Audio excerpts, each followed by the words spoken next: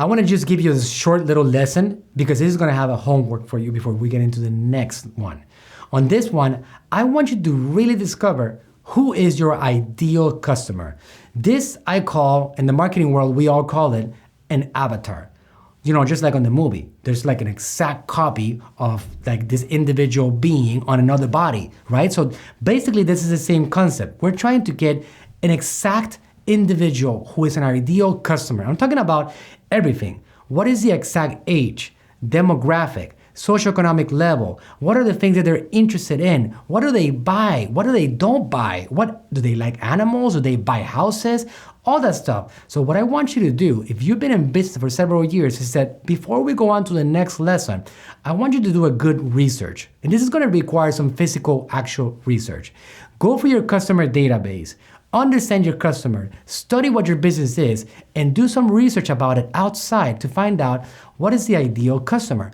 That if you had this world that was composed of a certain amount of demographic people, that which demographic do you want to choose? 35-year-old women that are interested in animals and that have children and they like to buy in Sears, or maybe they like to buy in high-class things like Gucci. Find out what that person is. What is their income level? What do they make? Do they make $100,000 a year? Do they make $40,000 a year? Those things are going to determine your success, because if you target people for an expensive high-end product that actually make $40,000 or less a year, you're gonna lose because these people cannot afford it. So you have to make sure that you put your message in front of the right person. Guess what?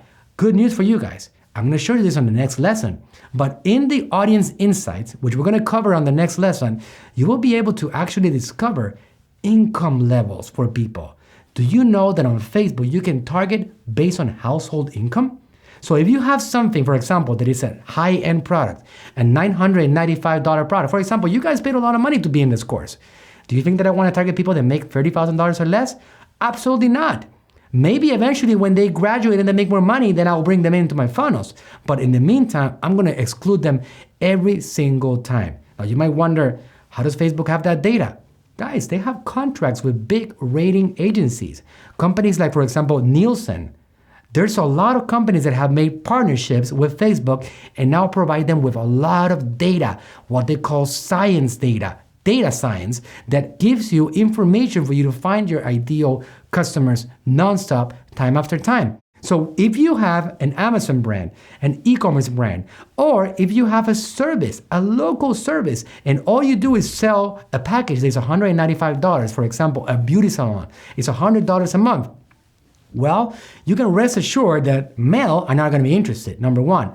And number two, that women are going to have to be financially stable in order to provide $100 or $200 a month for a beauty service. So what you do is that you exclude these people. So you have to understand everything about your audience, because this, no matter how good the quality of your content is, will determine the success of your campaign. The process of finding out your right audience within this jungle of people cannot be overestimated when it comes to the importance of it.